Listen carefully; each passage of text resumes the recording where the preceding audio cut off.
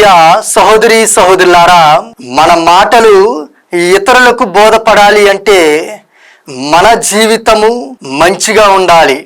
ఈనాటి సువార్త పట్టణములో క్రీస్తు ప్రభువు శిష్యులకు, అక్కడున్న జన సమూహమునకు ముఖ్యమైన బోధనను తెలియజేస్తూ ఉన్నారు.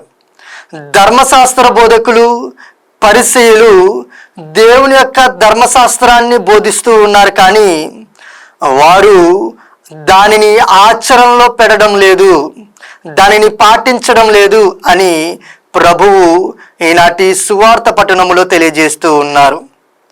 వారు దేవుని ధర్మశాస్త్రాన్ని కాపాడవలసిన వ్యక్తులు వారిలో క్రమక్రమముగా దైవ భయము లేకుండా జీవిస్తూ ఉన్నారు. మనము కూడా దేవుని యొక్క ఆశీర్వాదాల కోసము కన్నీరు కారుస్తూ ప్రార్థిస్తూ ఉంటాము. ఆ యొక్క ఆశీర్వాదాలను పొందిన తర్వాత ఆ అధికారాన్ని, గౌరవాన్ని మన స్వార్థానికి ఉపయోగించుకుంటూ ఉంటాం.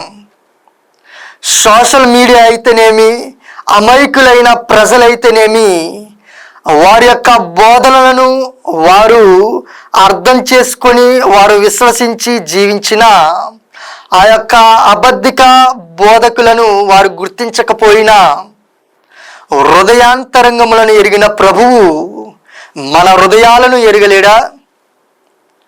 ప్రియ సహోదరి సహోదరులారా, ఈనాడు ప్రభువు ఆ అబద్ధిక బోధకుల వలె ఉండొద్దు అని సువార్త పట్టణం ద్వారా మనకు తెలియజేస్తూ ఉన్నాడు.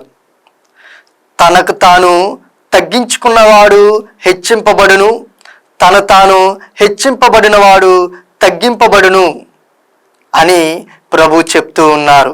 కావున మనందరము కూడా తగ్గింపుతనముతో దేవునికి వినయముగా జీవిస్తూ క్రీస్తు యొక్క సువార్తను బోధించడానికి సిద్ధపడదాం.